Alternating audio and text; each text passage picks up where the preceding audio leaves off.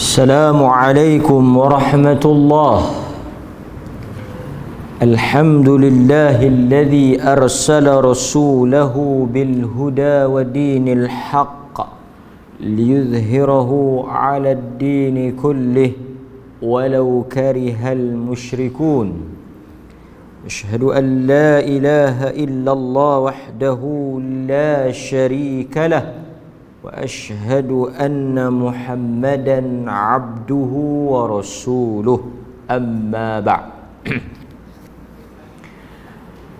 Hadirin hadirat, tuan-tuan puan-puan, muslimin muslimat yang dirahmati oleh Allah Subhanahu wa taala, sekali lagi kita diberikan peluang oleh Allah Subhanahu wa taala menyambung balik pengajian kita berhubung dengan hadis-hadis yang mengandungi teguran dan juga pesanan Nabi sallallahu alaihi wasallam kepada para sahabah radhiyallahu anhum ajma'in. Kita malam ini pada muka surat 135 kita tinggalkan dua hadis, kerana hadis 30 dengan hadis 31 tu dia berkaitan dengan perang. Jadi saya ingat tajuk perang ni dah kita syarahkan dalam kuliah-kuliah yang lepas. Jadi kita ambil muka surat 135 yang saya rasakan ada kaitan dengan kehidupan kita. Tajuk perang ni dah banyak disentuh di dalam kuliah-kuliah kita, insya-Allah. An Abi Rimthah. Okey. An Abi Rimthah قال انطلقت مع أبي نحو النبي صلى الله عليه وسلم ثم إن رسول الله صلى الله عليه وسلم قال لأبي ابنك هذا؟ قال إي ورب الكعبة. قال حقا؟ قال أشهد به. قال فتبسم رسول الله صلى الله عليه وسلم ضاحكا من ثبت الشبه في أبي ومن حلف أبي علي، ثم قال أما إنه لا يجني عليك ولا تجني عليه. وقرأ رسول الله صلى الله عليه وسلم ولا تذر وازرة وزر أخرى. Surah Al-An'am ayat 164. Okey, itu hadis yang kita akan bincang pada malam ini, dan hadis ini diriwayatkan oleh Imam Ahmad. Juga kalau kita tengok juga ada disebut di dalam Abi Dawud, juga ada disebut di dalam Sunan Abu Dawud.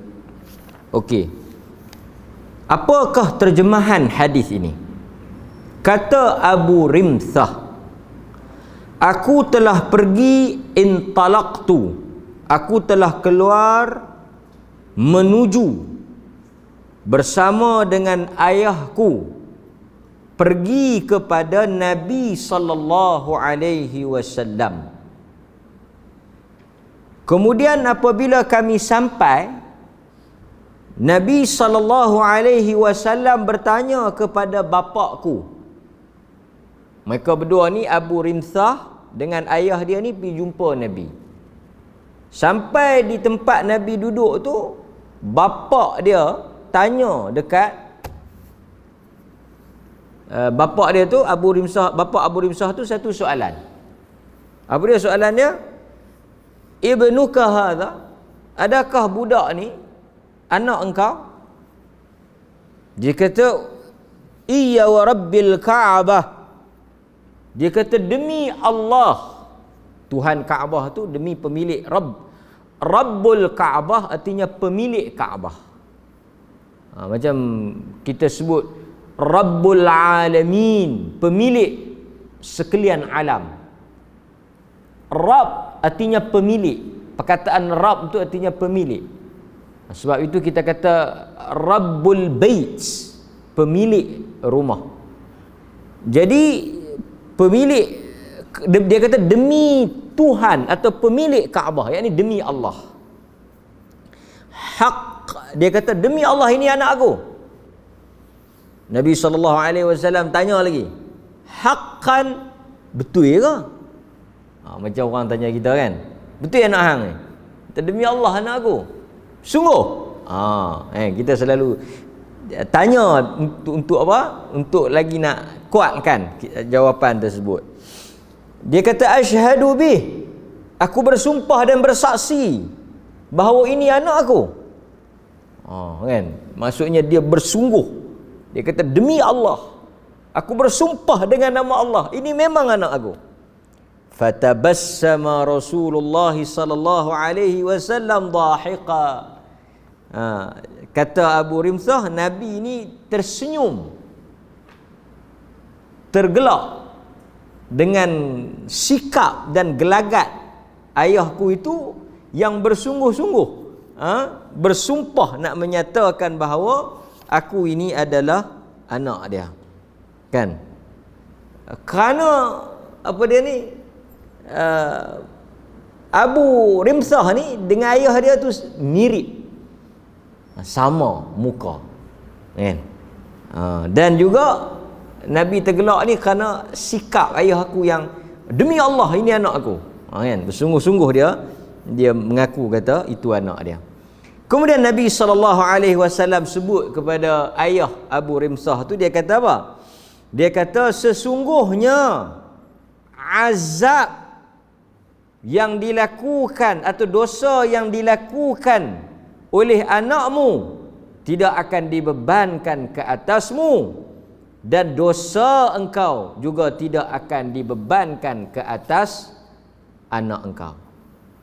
Dosa yang dilakukan oleh anak engkau tidak ditanggung oleh engkau, dan dosa engkau tidak ditanggung oleh anak engkau. Kemudian Nabi SAW membacakan ayat daripada surah Al-An'am ayat 164 yang bermaksud sesungguhnya Allah Azza wa Jal tidaklah membebankan seseorang dengan dosa orang lain, atau dalam arti kata yang lain, tidaklah seseorang itu menanggung dosa yang dilakukan oleh orang lain. Jadi ini cerita dia. Cerita dia apa? Nabi memberitahu suatu perkara yang sangat besarlah dan penting untuk kita ambil perhatian pada malam ini. Apa sahaja yang dilakukan oleh anak kita ataupun oleh sesiapa sahaja tidak berkaitan dengan diri kita. Dosa adalah milik individu. Jika yang melakukan itu adalah isteri kita, bini kita yang berdosa, dia yang buat maksiat tu, dia yang buat benda haram itu, yang menanggung dan diseksa atau diazab diri isteri kita. Dia tidak ada kaitan dengan suami. Ini berdasarkan hadis yang kita baca. Kalau suami yang buat dosa, suami tanggung. Anak yang buat dosa, anak tanggung. Pak tak salat dan sebagainya, pak tu yang tanggung. Ini very clear. Surah Al-An'am ayat 164. Kita tengok sikit apa yang disebut oleh para ulama berkaitan dengan ayat ini. Antaranya, saya ambil apa yang disebut oleh Al-Imam Al-Hafidh Ibn Kathir rahimahullahu ta'ala. Jadi kita tak boleh kata. Banyak juga benda-benda yang kita dengar, dakwaan yang tak betul. Ada video tersebar dan saya rasa kita dah jawab. Mak ayah dia kalau mati, mak ayah tu dah mati. Anak-anak di atas dunia ni tak semayang. Bisa dengar tak video tu? Ustaz juga ceramah. Dia kata apa? Malaikat akan bawa api neraka mai bagi dekat roh mak dengan ayah ni. Yang tak semayang tu siapa? Yang tak semayang, yang hidup di dunia tu siapa? Anak-anak dia. Tiba-tiba malaikat bawa api neraka mai bakar mak dia, mai bakar ayah dia. Viral video tu. Ramai juga orang tanya, betul ke ni? Jenuhlah kami. Kacau. Pasal di dunia pun duk tengok anak dia memang belong. hantar pergi WhatsApp keluarga kan. Hampa tengok ni. Hampa tak semayang aku kena bakar. Ini suatu dakwaan yang tidak benar. Suatu perkara yang tidak ada keterangannya daripada Al-Quran maupun hadis. Anak kita tak semayang, anak kita tak puasa, anak kita tak tutup aurat, anak kita buat maksiat, anak kita buat jahat, anak kita tanggung. Tak ada kaitan dengan mak bapak. Mak bapak bagus, semayang, tutup aurat, mengaji, tiba-tiba diazab kerana dosa anak. Ini bukan Islam. Islam tak sebut macam tu. Siapa yang buat, dialah yang tanggung. Boleh? Okey. Yang ni tuan-tuan tolong sebarkan, tolong jelaskan. Nampak? Bini kita buat dosa, isteri kita buat dosa, kan? Dialah tanggung. Suami kita pergi, suami kita judi ke, tak semayang ke, ada banyak. Suami tak semayang, isteri tanggung tak? Tak tanggung. Suami main nombor ekor, isteri tanggung tak? Tak tanggung. Cuma dia akan tanggung bila? Bila dia terlibat sama. Laki lupa kata hari ni hari Rabu. Hari ni tak tahu, kita contoh bila saya pun tak tahu hari apa. Kalau saya tahu pelik pula kan. Abang, belilah. Pasal apa? Ni hari Rabu ni boleh belilah. Dia peringat. Nak pergi beli ni tapi tak tahu nombor berapa. Hang ada mimpi tak semalam? Adalah lepas mayang tahajud tu terlelap Ustaz, adalah mimpi. Yang bini pun. Hang tulis mai aku nak pergi beli. Ni saat-saat nak ambil kertas tulis. Yang ni dia mai lagu tu saja. Yang ni dengar suara bisik. Ni abang beli banyak sikit. Yang ni tak apalah, nak beli hak kecil tak apalah. Pasal yang ni tak apa nak jelas dalam mimpi tu. Yang isteri tu. Yang ni kena tak? Ni kena. Pasal dia bersekongkol. Tapi kalau dia yang buat, kan, dia keluar tak pakai tudung ke, pergi mengumpat, mengata petang-petang dengan geng dia bawah pokok pelam tu, kita kena tak? Kita tak kena. Kan? Ini penting. Kata Al-Imam Al-Hafidh Ibn Kathir rahimahullah, ketika beliau menafsirkan ayat surah Al-An'am 164 yang kita baca tadi, wala tadhiru wadhiratun wizra ukhra, kata Al-Imam Ibn Kathir, ayat ini secara umumnya menceritakan tentang kiamat, tentang azab dan hukuman, dan juga inilah bukti keadilan Tuhan. Adilnya Tuhan ni, siapa yang buat dia yang kena. Itu keadilan Tuhan. Setiap manusia akan diberikan pahala berdasarkan apa yang dia buat. Ini yang penting. Kalau kita buat, kita dapat. Tak buat, tak dapat. Wa allaysa lil insan illa ma sa'a. Tuan-tuan semayang, tuan-tuan boleh. Tuan-tuan baca Quran, tuan-tuan boleh. Tuan-tuan sedekah, tuan-tuan boleh. Apa yang kita buat, kita dapat. Itu kata Al-Imam Ibn Kathir. Jika buruk amalannya, buruklah balasannya. Setiap manusia itu tidak menanggung dan memikul dosa orang lain. Ini adalah bukti Tuhan itu maha adil. Nampak? Jadi jelas. Jadi tuan-tuan, pendidikan dah bagi, ilmu dah bagi, asuhan dah bagi, teguran dah bagi, nasihat apa semua dah bagi. Lepas tu dia tak mau juga, itu lantak dia. Pikir seperti yang berlaku kepada Nabi Nuh. Nabi Nuh bukan tak didik, bukan tak asuh, bukan tak ajak, bukan tak latih, tapi nak buat macam mana? Anak dia tak mau. Nabi Lut.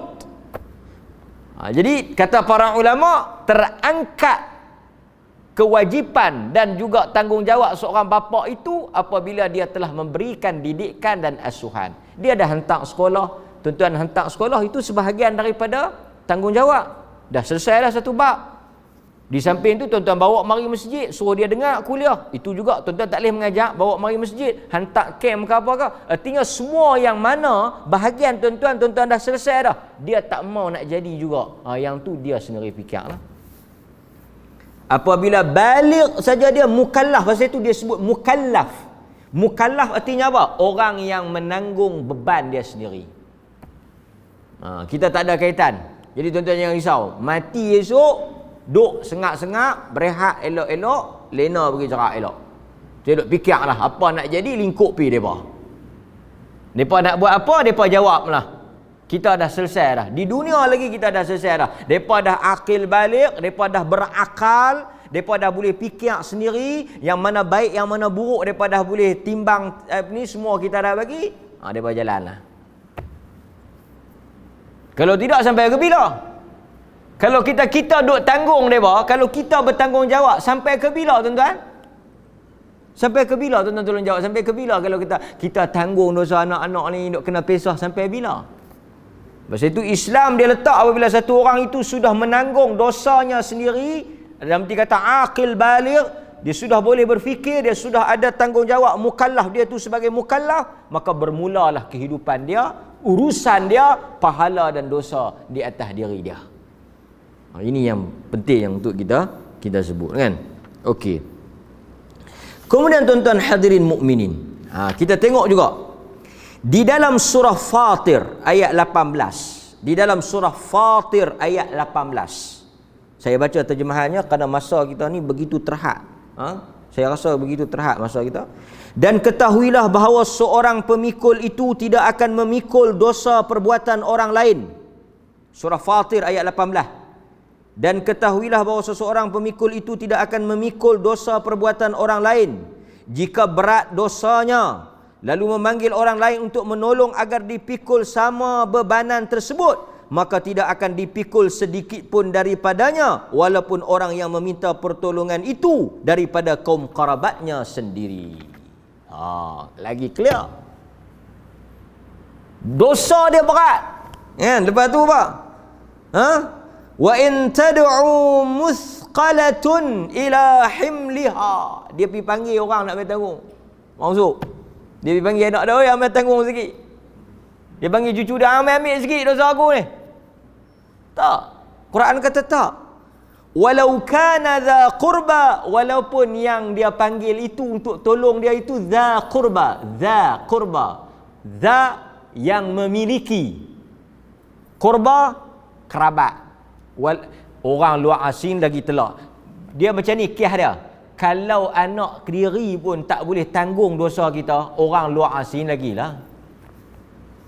Kalau boleh tanggung dosa kita, kalau boleh ambil dosa kita, kalau boleh tanggung dosa kita, ambil dosa kita tuan-tuan.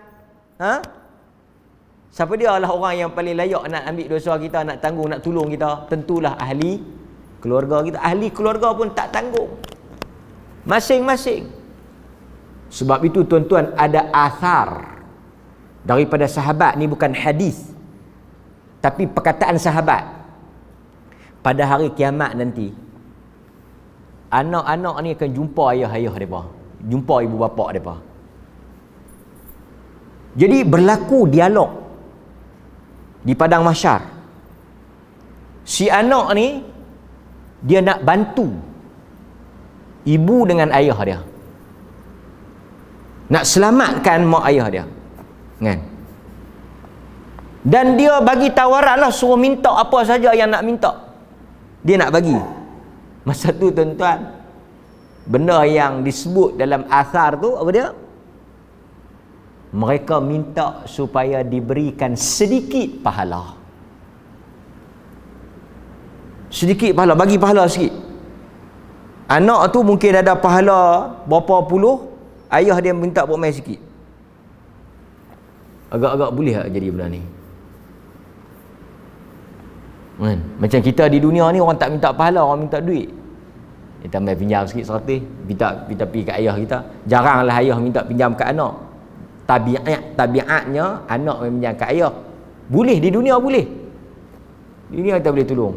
Banyak mak bapak yang duk tolong anak-anak kan sekarang. Tapi di akhirat, yauma la tamliku nafsun li nafsin syai'a wa la yuqbalu minha syafa'ah. Tak berlaku benda tu. Satu perkara yang patut kita pasak dalam minda kita, pasak dalam pemikiran kita, bahawa tidak boleh membantu dan tak boleh menyelamatkan. Manusia bergantung kepada diri dan amalan masing-masing.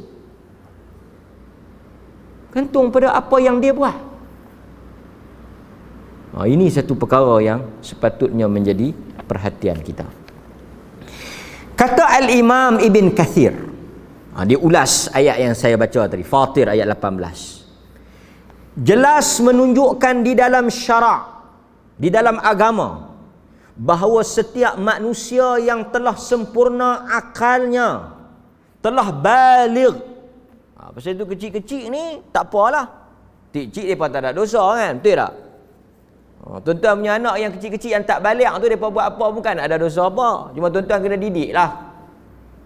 Satu benda yang tak bagus dalam didikan ni, kita jangan bila mendidik ni, atau kita, para ulama kata jangan jadikan dia alasan dia kecil kita benarkan dia buat benda yang salah. Tak boleh. Walaupun dia tak berdosa lah. Contoh budak kecil kalau dia telanjang, dia bogel, dia berdosa ke tak? Budak kecil bogel berdosa? 4-5 tahun berdosa tak Bilal?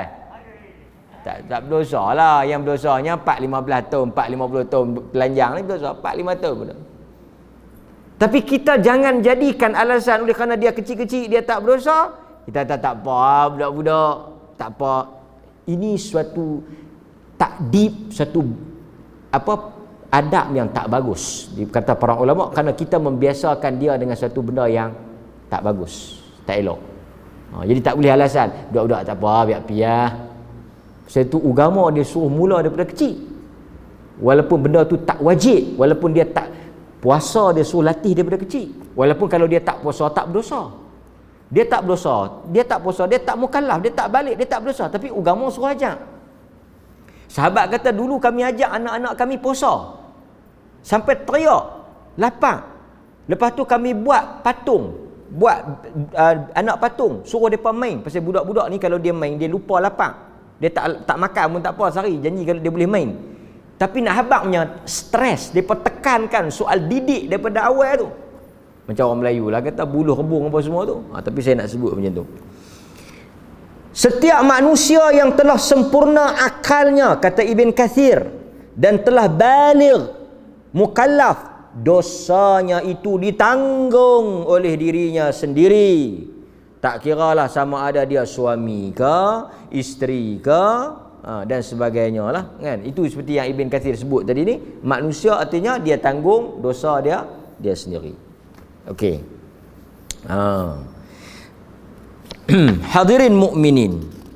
Kemudian kalau boleh juga kita tengok di dalam satu lagi ayat yang mungkin agak kontradik kan, tetapi kita cuba nak bagi dia selari.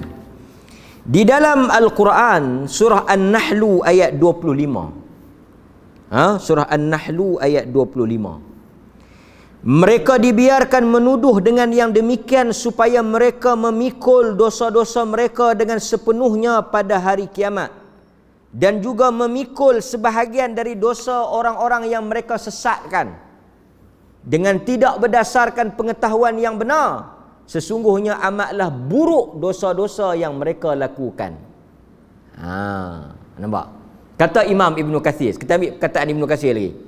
Dia kata dalam bab ini, telah berkata Imam Mujahid, yang dimaksudkan yahmiluna athqalahum, iaitu mereka menanggung segala dosanya dan dosa orang yang mengikutinya, dan mereka tidak diberikan keringanan azab, seksaan kerana dosa orang yang mengikutinya. Ayat ni seolah-olah macam kata kita tanggung pula. Ayat surah An-Nahl 25 ni macam kata kita tanggung pula. Kata para ulama dalam menyokong atau menjelaskan ayat ini, manusia hanya menanggung dosa orang lain jika dia yang menjadi pencetus atau dia yang menjadi contoh kepada dosa itu.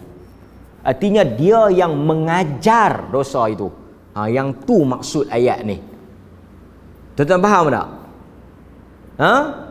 Kalaulah anak itu belajar kejahatan itu daripada asuhan dan didikan mak ayah dia, mak ayah dia yang mencontohkan benda tu kepada dia, dia belajar, dia tiru mak ayah dia, maka dia menanggung dosa orang yang tiru tadi. Tapi saya rasa dalam keadaan kita hari ini tak ada orang yang ibu bapa yang diajak anak dia jahat. Saya tak tahulah. Anak-anak tu pergi luar, di sekolah ke, bercampur dengan orang ke, dia boleh jahat. Jahat itu dia tanggung. Dia keluar, dia bekerja di luar, dia bercampur di universiti ke, di tempat-tempat di kawasan yang bukan duduk dengan kita, dia belajar kejahatan itu bukan urusan kita. Tapi kalau orang tanya, hang ni pandai mencuri ni, pintu tak ada kunci pun hang boleh buka, kereta tak ada kunci pun hang boleh buka. Dia kata memang kecil-kecil pak aku duk pi mencuri bawa aku. Dia dah habaq dah kalau kunci macam ni nak selok kok mana, nak cucuk kok mana. Dia dah habaq dah. Wayar panjang mana apa semua. Ini jasa dia pada aku lah. Jadi yang ni dia kena. Jadi ini kita kena beza. Pasal itu kalau isteri itu diasuh, disuruh, diajak, dididik oleh laki dia untuk jadi yang macam tak elok tu, maka suami dia tanggung. Banyak suami-suami yang mengadu, isteri-isteri lagi lah, tentang buruknya agama suami-suami mereka ni. Tak salat, tak puasa, kaki judi, kaki ketum lah. Rokok tu tak payah cerita lah, tolak bab lah, benda diperselisihi. Saya tak mau isu yang tu. Yang suami pun cerita juga keburukan isteri. Kita kata setiap manusia menanggung dosa mereka, kan? Dosa mereka. Jadi kita jangan usah hati. Suami kita tak mangkit subuh, dia kena bakar itu. Kita tak kena. Anak kita tak mangkit sembahyang, dia kena bakar. Kita tak kena. Itu di dalam agama.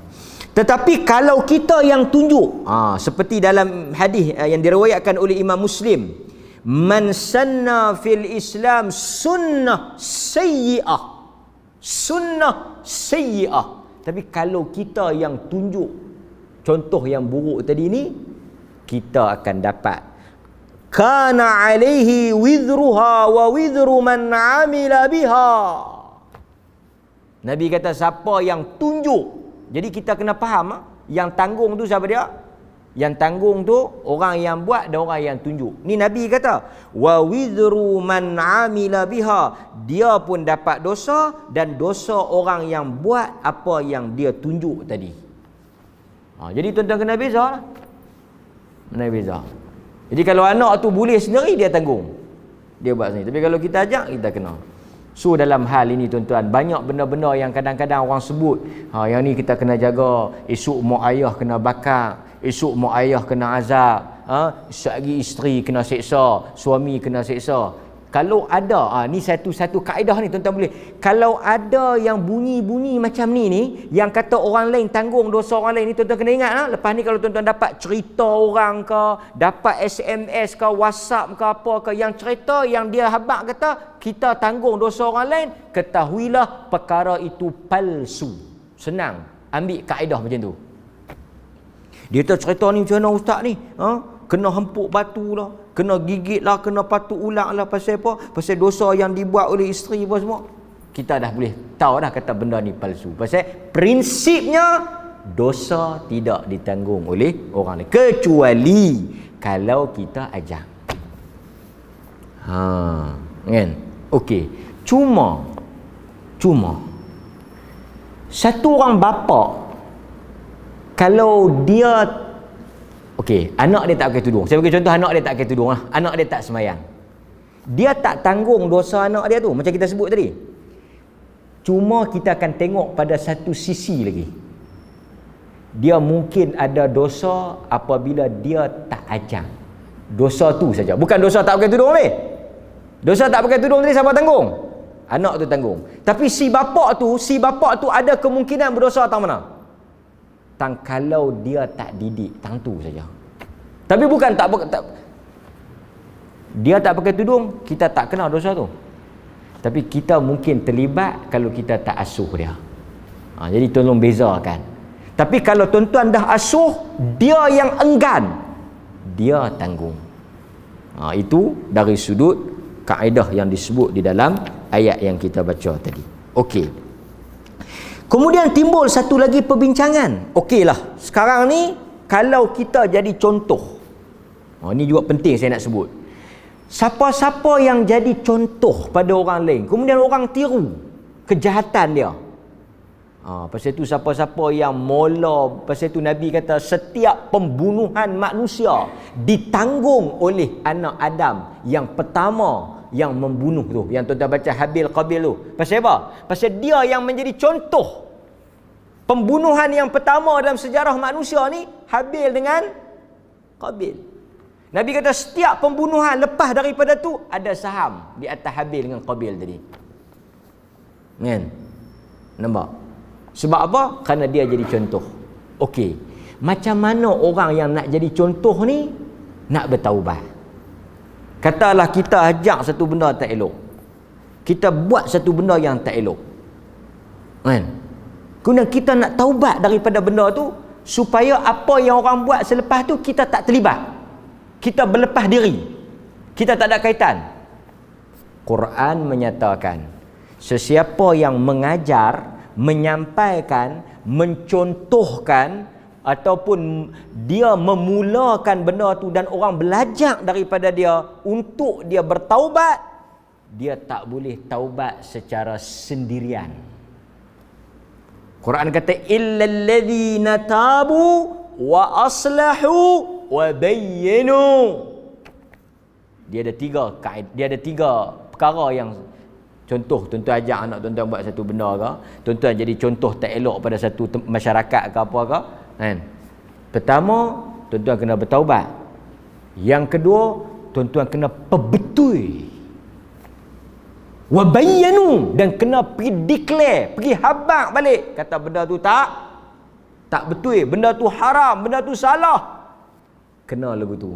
Tuan-tuan tak boleh, ya Allah aku minta ampunlah dosa-dosa aku dulu, yang mana aku jadi teladan tak elok, jadi contoh yang buruk, tolong tak boleh. Sebab itu saya nak sebut sikit dalam kesempatan kali ini. Siapa-siapa yang mengajar atau menyampaikan sesuatu yang salah, dia kena perbetul balik, pasal benda tu melibatkan orang ramai. Dia ajar satu benda palsu, orang lain duk amal benda palsu tu. Siapa yang mula ajak? Dia. Jadi macam mana dia nak bertaubat? Dia tak boleh, Allah aku bertaubat, aku tersilap baca, aku bagi tahu benda palsu. Dia tak boleh, dia seorang saja. Dia kena pergi umum pula. Dia kena habaq kata benda yang diajak tu tak betul. Minta siapa-siapa yang dengar hari tu berhenti buang. Tu cara dia. Pasal itu kadang tuan-tuan kita kena faham, dosa kesalahan yang dibuat secara umum memang kena tegur secara umum. Kan? Contoh, saya bagi contoh. Satu orang ustaz dia mengajar, dia baca hadis palsu. Dia baca apa ni, amalan palsu, perkara yang tak betul. Ramai orang dengar. Kalau dia seorang saja bertaubat, orang lain masih amalkan benda tu, tak jadi. Dia kena pergi habaq kok belakang kata benda tu tak betul. Barulah Quran terima taubat dia. Barulah Quran kata lengkap taubat dia, illal ladzina tabu wa aslahu wa bayyanu. Dia mesti bertanggungjawab. Itu berat sikitlah kepada orang yang menjadi contoh kejahatan kepada orang lain. Dan sebagai kesimpulan, bab dosa tadi jelaslah. Kita jangan pening kepala, jangan suah hati, jangan kita risau. Masing-masing di atas hal masing-masing. Tetapi dari sudut kebaikan, dari sudut pahala, Allah dia buka luas rahmat dia. Tadi kita kata anak-anak kalau buat, kita dapat ada dosa? Dapat ada dosa? Tak dapat. Laki kita buat, kita tak dapat. Bini kita buat dosa, dosa tak dapat. Tetapi kebaikan kita dapat. Yang ni rahmat. Mana-mana amalan kebaikan yang dibuat oleh anak, pahalanya diperolehi bersama oleh si ayah dengan ibu. Yang ni dia beza. Orang akan tanya pula, macam mana dia boleh dapat? Dosa tadi dia tak dapat. Okey. Kerana kata para ulama, anak yang buat kebaikan yang dia dapat juga pahala itu atas alasan anak itu adalah amalan dia. Itu alasan dia. Pasal apa kalau anak buat baik kita dapat? Kerana anak itu amalan kita. Anak itu sebahagian daripada kasb, daripada usaha kita.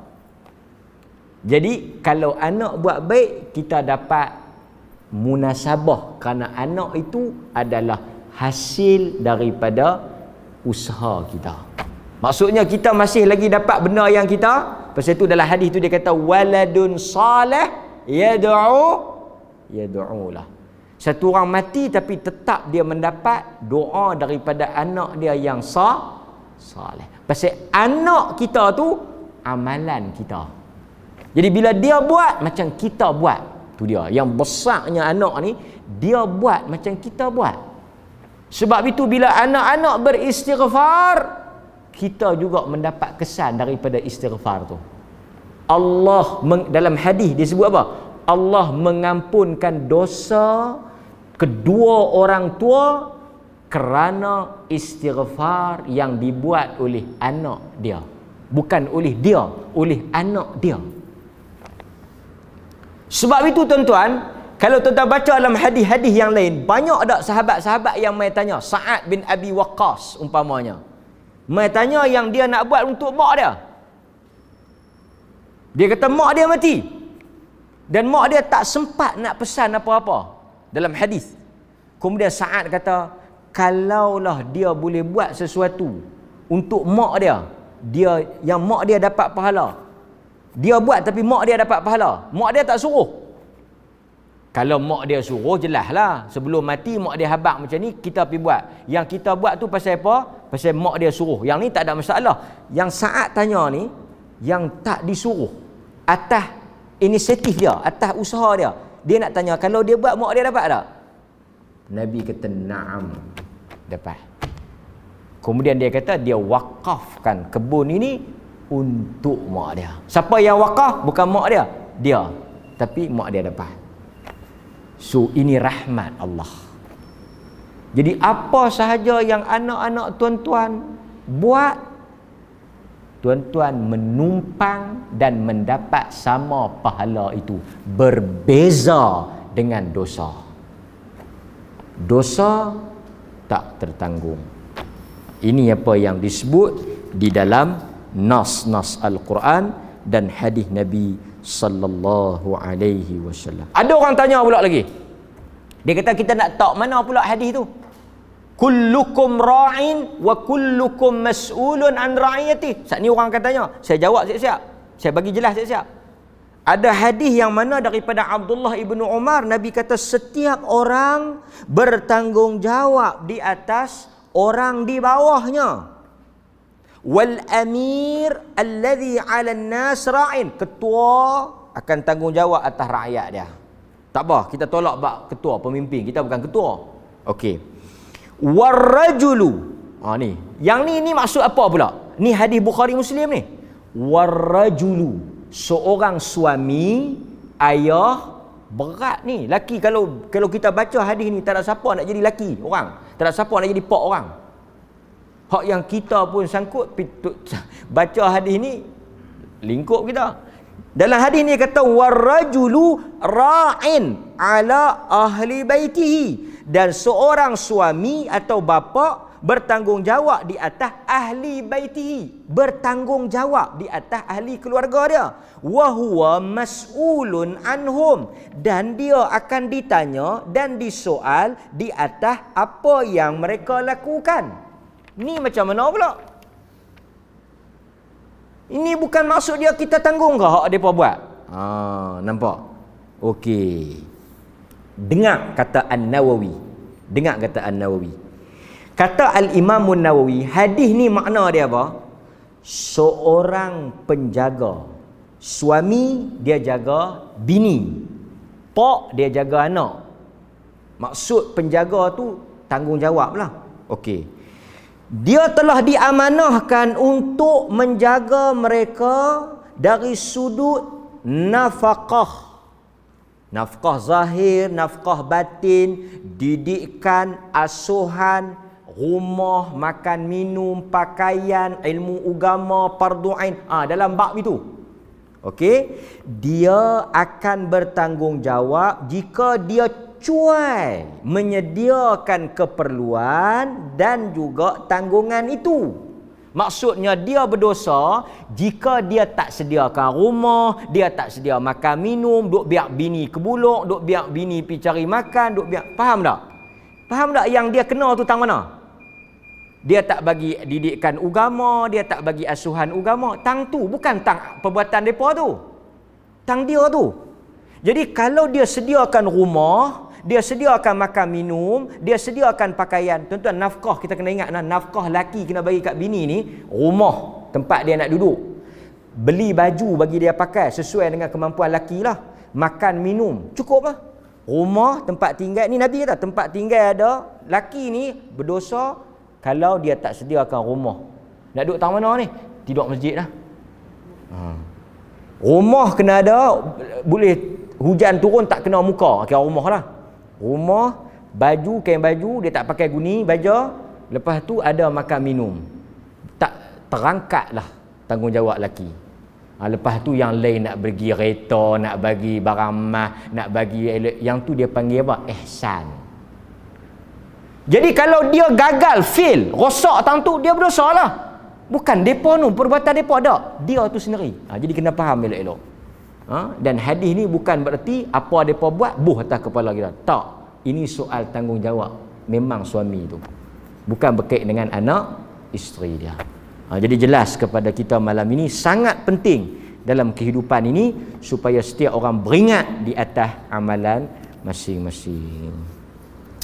Wassallallahu ala nabiyyina Muhammad wa ala alihi wa sahbihi wasallam walhamdulillahi rabbil alamin. Wassalamualaikum warahmatullahi wabarakatuh.